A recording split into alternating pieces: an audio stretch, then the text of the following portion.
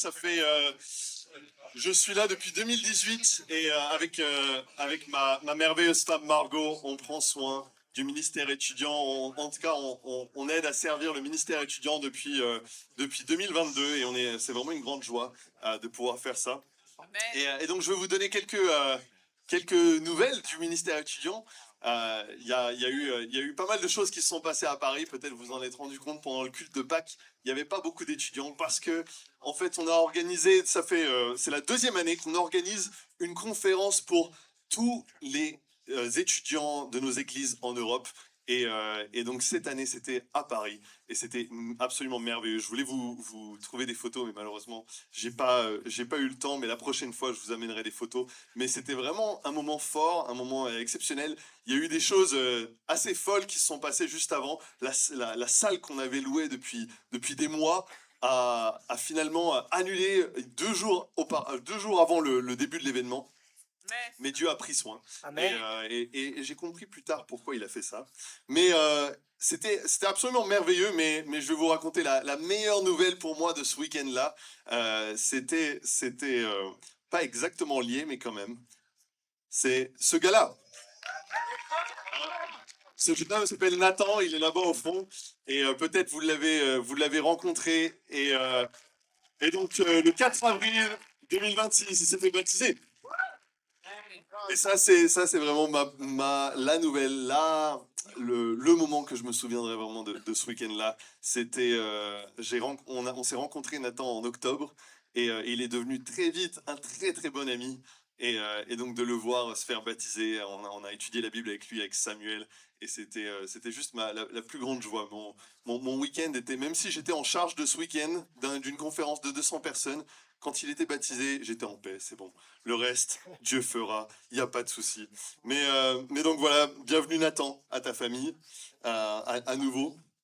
Et donc le message de ce matin, pour ceux qui ne savent pas, qui viennent peut-être pour la première fois, on est en train d'étudier le livre de Luc ensemble. C'est un évangile et je vais mettre un timer pour être sûr que je ne suis pas en train de prendre plus de votre temps que m'a été confié. Voilà.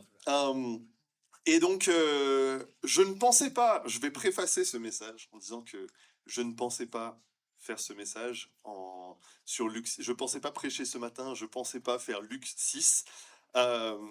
Mais en Luc 6, il y a un sujet qui me tient particulièrement à cœur, que je souhaitais à un moment, je pense, le partager avec vous, mais j'aurais voulu me préparer mieux, mais je sais aussi que ma préparation ne vaut pas vraiment le timing de Dieu. Dieu a décidé que j'allais prêcher là-dessus ce matin. Bah, amen.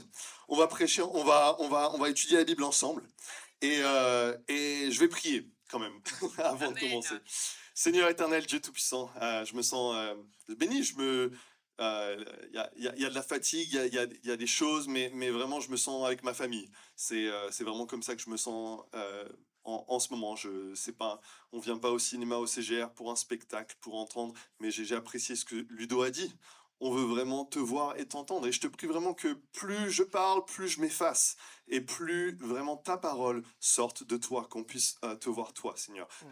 Empêche-moi de dire tout ce qui vient de moi, mais au contraire, fais sortir de ma bouche les choses qui viennent de toi. Et laisse nos cœurs vraiment être prêts à entendre le message que tu veux nous donner. Amen. Voilà, mon Dieu, je te prie pour la semaine de chacun des frères et sœurs, que ce moment soit vraiment un moment où on se ressource pour pouvoir affronter ce monde et être une lumière pour ce monde qui en a tant besoin, mon Dieu. Dans le nom de ton Fils Jésus, on prie. Amen. Amen. Amen. Alors, pour l'occasion, j'ai quelque chose que j'ai pas souvent, un slide. Voilà. Parce que ça reste quand même un sujet important. Et le titre de mon message, c'est « Et si Jésus était sérieux ?»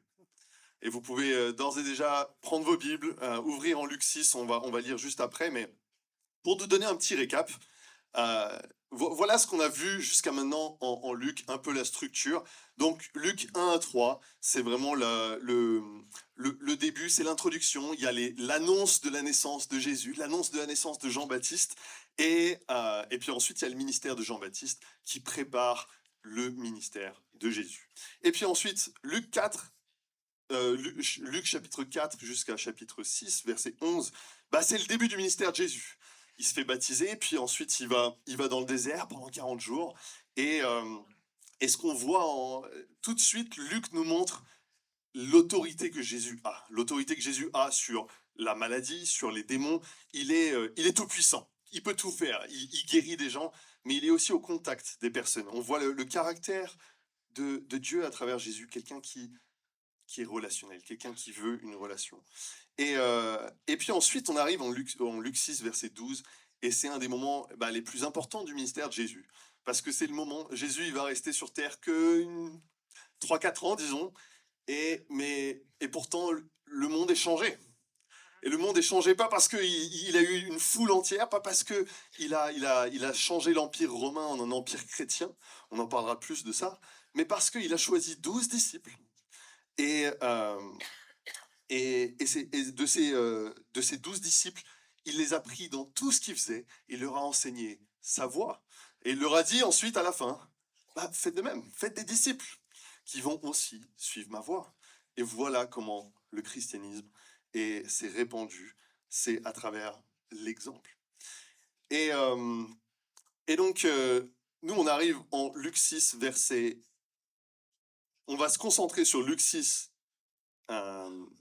juste après le choix des apôtres, et on arrive sur un des moments les plus connus du ministère de Jésus, c'est le sermon sur la montagne, ou le sermon dans la plaine, dans la version en Luc. Et ce sermon, on a besoin de prêter vraiment attention à ce qu'il est en train de dire, parce qu'en fait, depuis qu'on a lu Luc, on a vu beaucoup de choses sur Jésus, mais là, c'est les vrais premiers enseignements concrets qu'on a de Jésus. Donc Luc, il a décidé, au début de mon évangile, à un moment, je vais mettre l'essence de ce que ça veut dire d'être un chrétien. Si quelqu'un vient vous voir, mais c'est quoi en fait, suivre Jésus? Moi j'essaye d'être gentil avec le monde, en fait, je fais comme Jésus, non?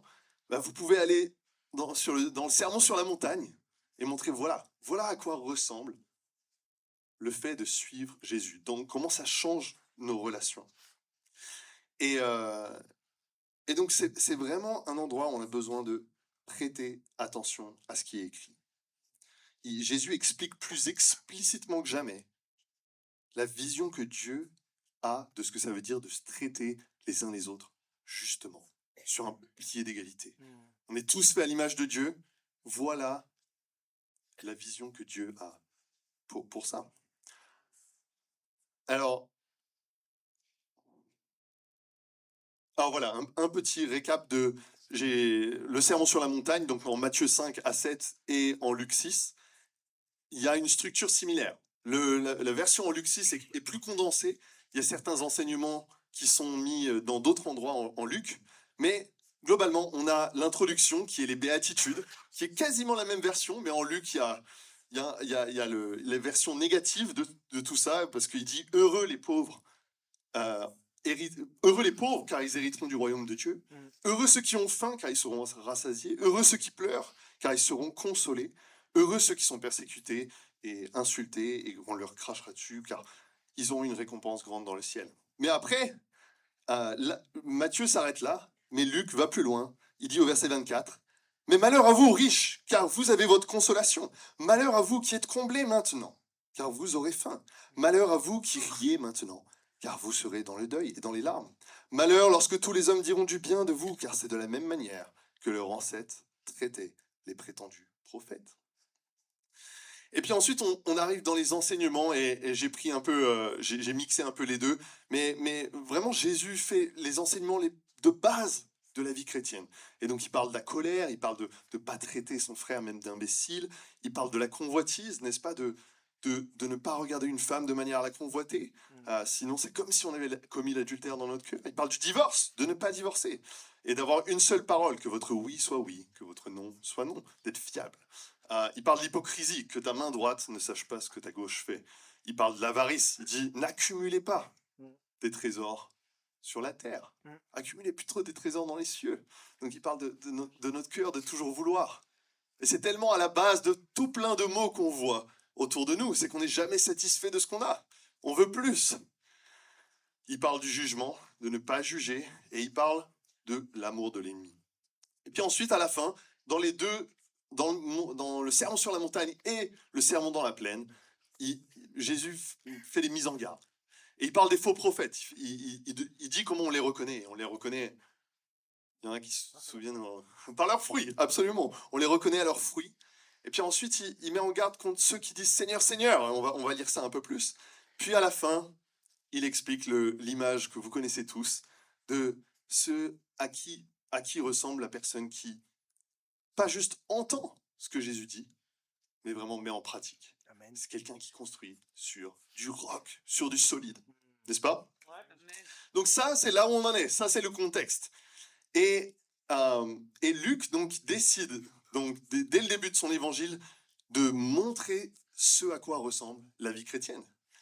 Et le tout premier enseignement qu'il choisit, c'est au verset 27. Donc c'est juste après les béatitudes, c'est juste après l'introduction. Et on va lire ensemble, versets 27 à 36. Vous y êtes? Yes, vas-y Bruno. Mais, d'ailleurs, je crois que je l'ai dans mes slides. Mais je vous encourage quand même à prendre votre Bible. Mais je vous dis, à vous qui m'écoutez, aimez vos ennemis. Faites du bien à ceux qui vous détestent. Bénissez ceux qui vous maudissent. Priez pour ceux qui vous maltraitent. Si quelqu'un te frappe sur une joue, présente-lui aussi l'autre. Si quelqu'un prend ton manteau, ne l'empêche pas de prendre encore ta chemise. Donne à toute personne qui t'adresse une demande et ne réclame pas ton bien à celui qui s'en empare. Ce que vous voulez que les hommes fassent pour vous, faites-le vous aussi de même pour eux. Si vous aimez ceux qui vous aiment, quelle reconnaissance en avez-vous? En effet, les pécheurs aussi aiment ceux qui les aiment. Si vous faites du bien à ceux qui vous font du bien, quelle estime en avez-vous? En effet, les pécheurs aussi agissent de même. Et si vous prêtez à ceux dont vous espérez recevoir en retour, quel gré vous en sait-on? En effet, les pécheurs aussi prêtent aux pécheurs afin de recevoir l'équivalent. Mais aimez vos ennemis, faites du bien et prêtez sans rien espérer en retour. Votre récompense sera grande et vous serez fils du Très-Haut, car il est bon pour les ingrats et pour les méchants.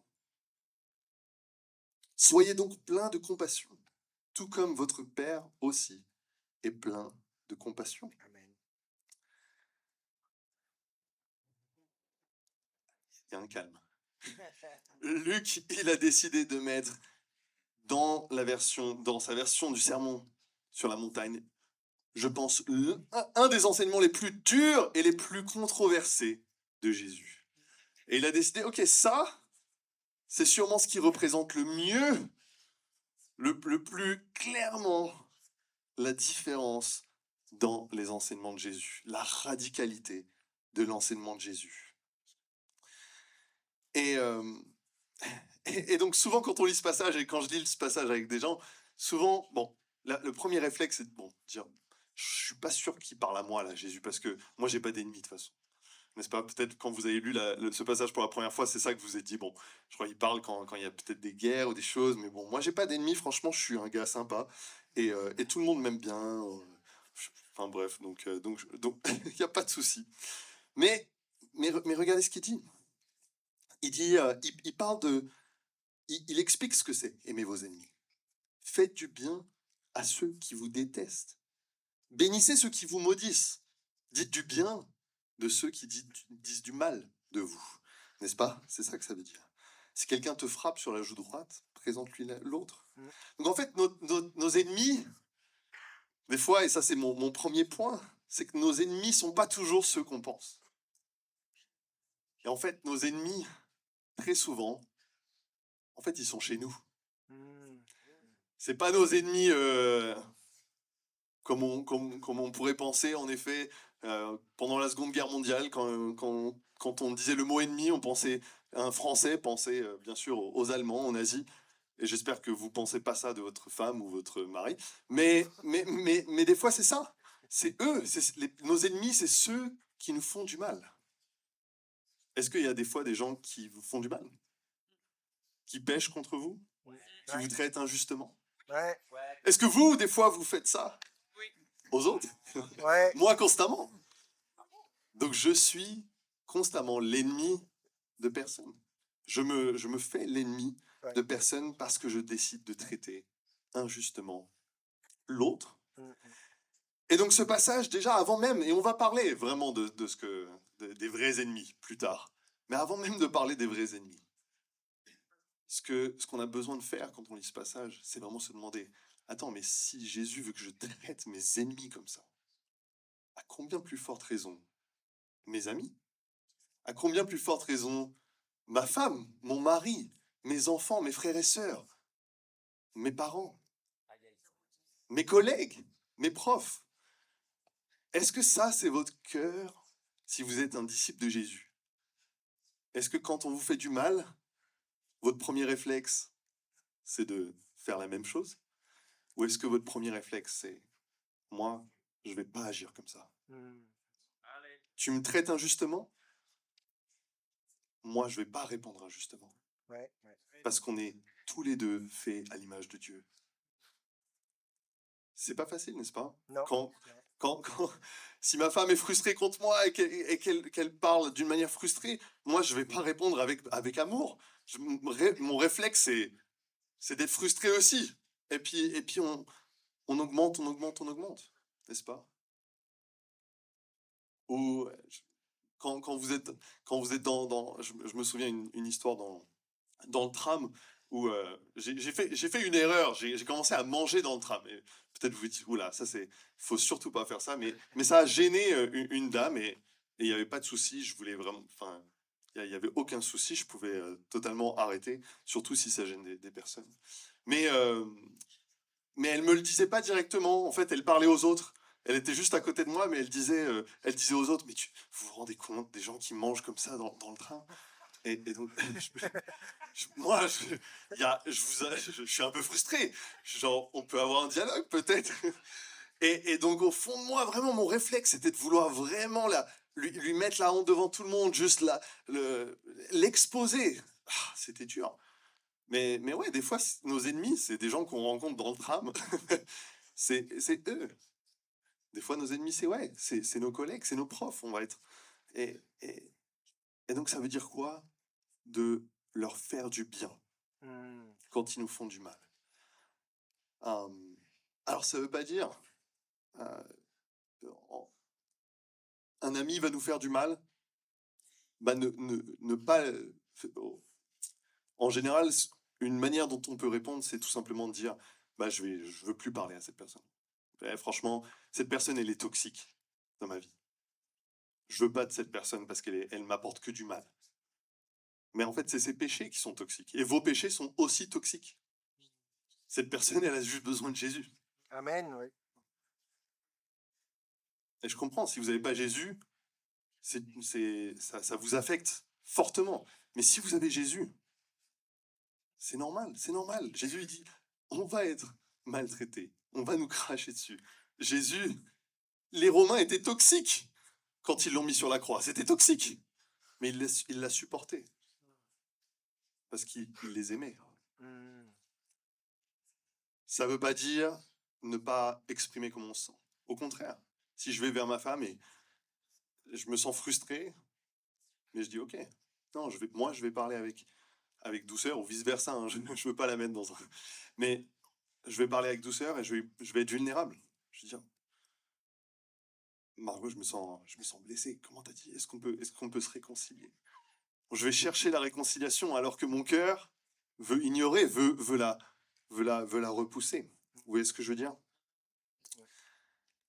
C'est pas une manière normale d'agir. Si vous êtes étonné par le passage que vous lisez ce matin, c'est normal. Soyez étonné.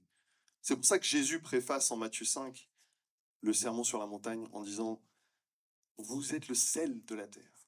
Vous êtes une lumière sur la montagne. » Les chrétiens sont censés être différents. Ils doivent montrer quelque chose de différent. Mais mon deuxième point, c'est que on est dans la vraie vie et qu'aujourd'hui, on n'a pas d'ennemis et gloire à Dieu. On est dans un pays en paix, n'est-ce pas? Mais ça fait que 80 ans. Il y a 80 ans, un peu plus de 80 ans, ce pays avait vraiment des ennemis. Ouais. C'est fou quand même. On a de la chance. Et c'est court comme moment, 80 ans. Et je prie Dieu que ça dure le plus longtemps possible. N'est-ce pas? Mais peut-être quand vous regardez les news, vous dites, je sais pas combien de temps de plus ça va durer. Et peut-être demain, ça sera plus le cas. Et le jour où on est en guerre, le jour où il y aura vraiment des choses sérieuses qui se passent en France, je pense que beaucoup de choses vont être révélées. Lisons en Luc 6, verset 48. 46, pardon.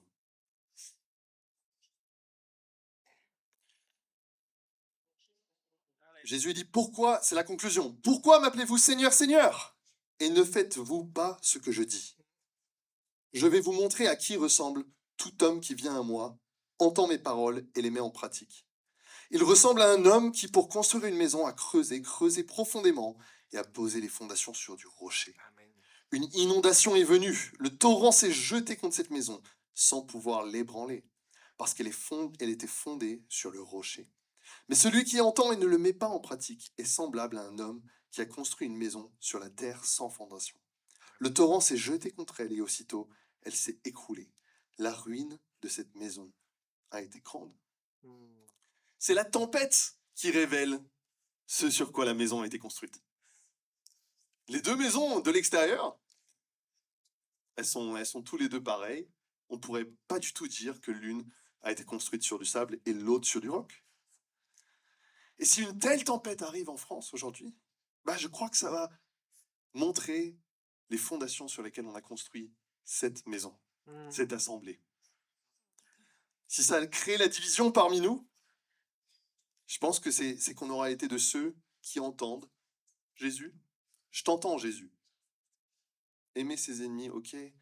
Tendre l'autre joue, j'entends. Mais qui ont décidé de ne pas mettre en pratique.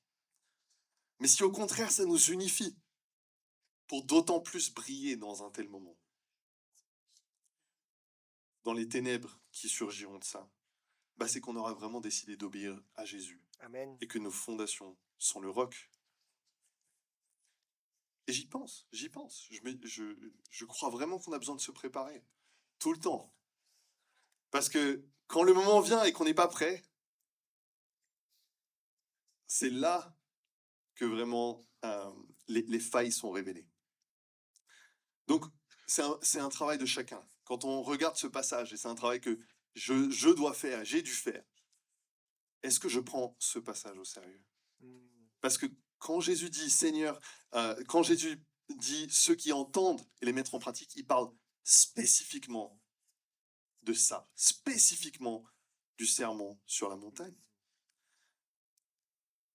Et c'est fou parce que c'est un des enseignements dans l'histoire qui est à la fois si central à la vie chrétienne, et c'est clair pour Luc, c'est le premier enseignement qu'il donne dans son évangile. Et pourtant, c'est le plus remis en question, ignoré. Et juste pour... Ah oui, juste pour vous lire la version en Matthieu de cette conclusion. Ceux qui me disent Seigneur, Seigneur, n'entreront pas tous dans le royaume des cieux, mais seulement celui qui fait la volonté de mon Père céleste. Beaucoup me diront ce jour-là, Seigneur, Seigneur, n'avons-nous pas prophétisé en ton nom? N'avons-nous pas chassé des démons en ton nom? N'avons-nous pas fait beaucoup de miracles en ton nom? Alors je leur dirai ouvertement, je ne vous ai jamais connus. Éloignez de vous, de moi, vous qui commettez le mal. Et si Jésus était sérieux?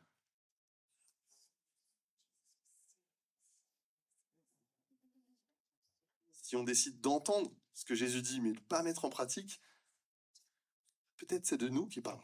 Ouais. C'est pas un rêve, c'est pas un idéal. C'est ce que Jésus a vécu. Il nous a montré un exemple de ce que ça veut dire. Et franchement, c'est ce que l'Église a vécu jusqu'à ce que l'Empire infiltre l'Église. L'Église était convaincue de ça. Et c'était la manière dont elle vivait. Alors, je sais que c'est un sujet pas simple. Et je voulais prendre un petit peu de temps avec vous pour répondre à quelques questions courantes. Peut-être vous avez des questions dans le cœur. Avant de conclure, euh, j'aimerais faire un petit peu d'enseignement, si je puis dire ça. Et je vous propose d'aller en Luc 22, versets 35 à 38. Je vais lire quelques versets, parce qu'il y a certains passages qui peut-être nous font poser question. Un des passages, c'est Jésus avant Gethsémane. Jésus, au verset 35, dit à ses disciples, il leur dit encore, quand je vous ai envoyé sans bourse, ni sac, ni sandales, avez-vous manqué de quelque chose? Ils répondirent de rien. Il leur dit maintenant au contraire que celui qui a une bourse la prenne, que celui qui a un sac le prenne également, et que celui qui n'a pas d'épée vende son vêtement et en achète une. En effet, je vous le dis, il faut que s'accomplisse encore dans ma personne ce texte de l'Écriture. Il a été compté parmi les criminels. Et en ce qui me concerne, et ce qui me concerne est sur le point de se réaliser. Ils dirent, Seigneur, voici 2 épées. Il leur dit, cela suffit. Jésus demande des épées là. Et les épées, c'est pas pour couper les oignons. Ils ont des couteaux aussi, ok. Et donc ça fait lutter peut-être ce passage. Mais la réponse est dans le texte. Je pense qu'en lisant, vous avez vu la réponse. Pourquoi il a besoin d'épées? Afin que ce qui est dans les Écritures soit accompli. Il a été compté parmi les criminels. Et même, il lui apporte 2 épées, ce qui n'est rien. Ça peut pas défendre Jésus. Il dit ça suffit. 2 épées, ça va suffire pour le but. Mais bon, si on a quand même quelques doutes, voilà, je pense que Dieu a fait ce qui se passe juste après, a laissé ça se passer pour que justement on n'ait pas de doute. Verset 49. Voyant ce qui allait arriver, ceux qui étaient avec Jésus dirent, Seigneur, devons-nous frapper avec l'épée? Ils se posent la question, ils n'ont jamais fait ça. Ils étaient avec Jésus pendant 3 ans, ils se demandent vraiment, est-ce qu'on doit frapper avec l'épée? Mais avant même d'entendre la réponse, l'un d'eux frappa le serviteur du grand prêtre et lui emporta l'oreille droite. Mais Jésus prit la parole et dit, laissez faire, arrêtez. Puis il toucha l'oreille de cet homme et le guérit.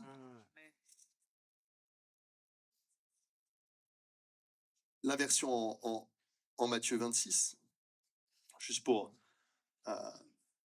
être complet, il dit, Matthieu 26, verset 52, alors Jésus lui dit, remets ton épée à sa place, car tous ceux qui prendront l'épée mourront par l'épée. Penses-tu que je ne puisse pas faire appel à mon Père qui me donnerait à l'instant plus de 12 légions d'anges? Jésus dit, mais attends, mais on a bien plus que des épées. Si c'était ça le plan, si c'était se défendre, je peux juste demander à mon Père, il m'enverrait 12 légions d'anges. Qu'est-ce que tu fais avec ton épée? Range-la. Ceux qui utiliseront l'épée mourront par l'épée. Donc, si on avait quelconque doute, on se dit, mais pourquoi Jésus, il demande qu'on ait une épée? Bah là, il est clair. Il dit clairement, les épées, c'était pas pour pouvoir défendre Jésus. C'était pas son but. Et ça m'amène à une autre question que j'entends souvent, c'est mais et si? Et si t'as un gars qui vient et il veut et il fait ça et puis il attaque ta femme ou je sais pas quoi, bref. Et il y a toujours des et si avec plein de scénarios incroyables.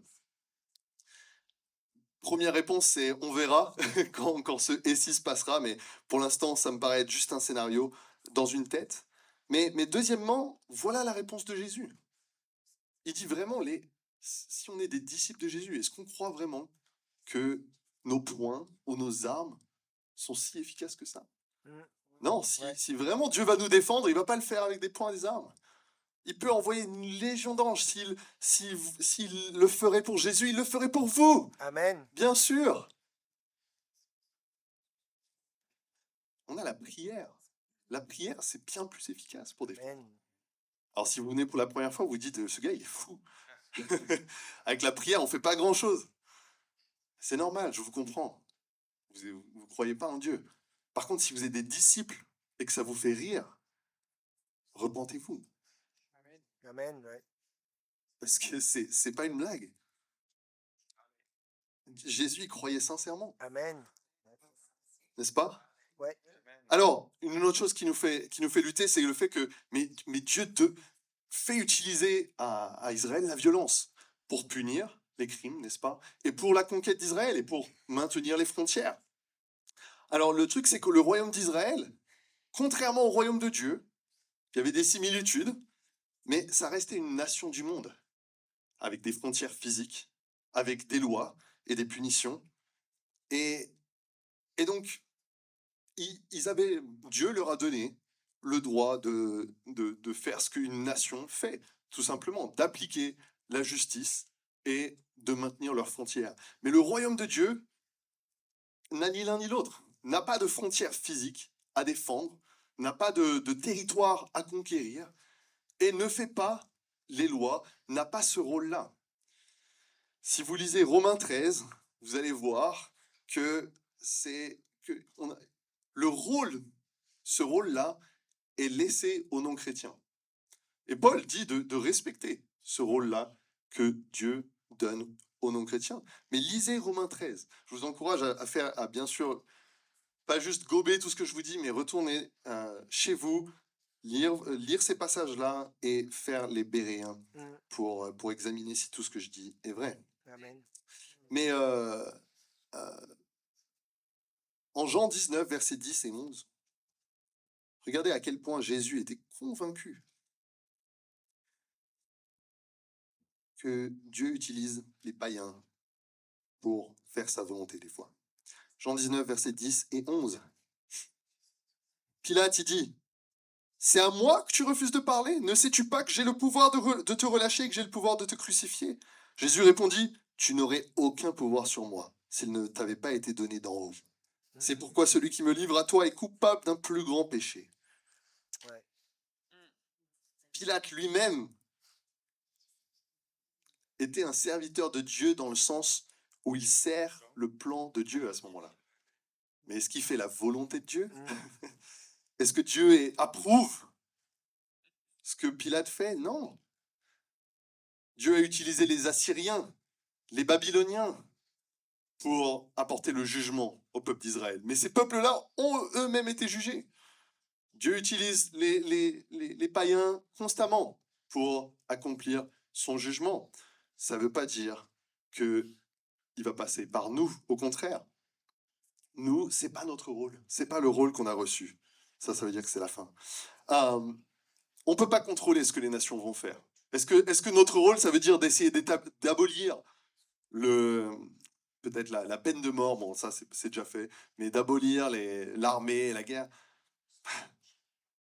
Ça, les nations vont faire ce qu'elles veulent, des lois vont être votées, des lois vont être abolies. Notre rôle, c'est de faire des disciples, et des vrais disciples, qui obéissent à tout le sermon sur la montagne. Amen. Et je vais finir vite fait avec ça. C'est que des fois on lit ça et on se dit mais c'est un peu une réponse lâche. C'est pour les gens pas courageux de pas se venger, de pas si on te frappe de te laisser être frappé. Bon alors déjà je trouve ça moi j'aurais ça je trouve que ça me demanderait une force incroyable de me laisser taper sans répondre, moi aussi en frappant, premièrement. Et deuxièmement, Jésus, il dit pas de rien faire. Il dit, tends l'autre joue. Il dit, si on te force à faire 1 000, fais-en 2. Si on te prend ton manteau, donne ta chemise. Donc Jésus, il garde la tête haute. Il fait plus encore. Ouais. Ça demande du courage. Moi, je veux être comme Jésus. Et donc, finissons avec Luc 6, versets 22 à 23. Nous donner du courage et de l'espoir. Il nous dit ça à nous, qui avons fait le choix de le suivre. Heureux serez-vous lorsque les hommes vous détesteront, lorsqu'ils vous chasseront, vous insulteront et vous rejetteront comme des êtres infâmes à cause du Fils de l'homme. Réjouissez-vous ce jour-là et sautez de joie, parce que votre récompense sera grande dans le ciel. Amen. En effet, c'est de la même manière que leurs ancêtres traitaient les prophètes. Amen. Amen.